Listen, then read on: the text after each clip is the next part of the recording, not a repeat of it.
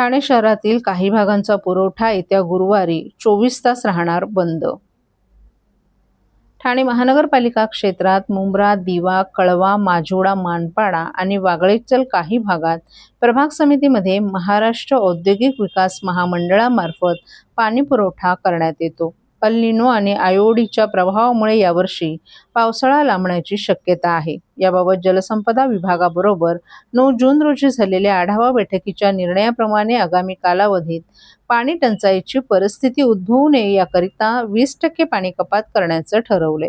त्यानुसार महाराष्ट्र औद्योगिक विकास महामंडळाचं जांभूळ जलशुद्धीकरण केंद्रातून होणारा पाणी पुरवठा गुरुवारी दुपारी 12 वाजल्यापासून शुक्रवारी दुपारी 12 वाजेपर्यंत एकूण 24 तास बंद राहील.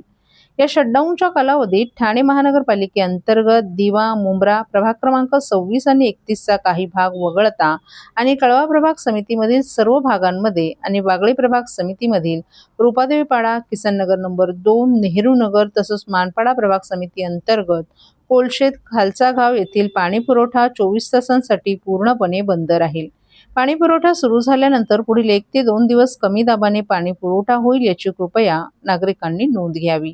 ठाणे महानगरपालिकेमार्फत या पाणी कपातीच्या कालावधीत पाणी काटकसरीने वापरून ठाणे महानगरपालिकेस सहकार्य करावं असं आवाहन नागरिकांना करण्यात आलंय.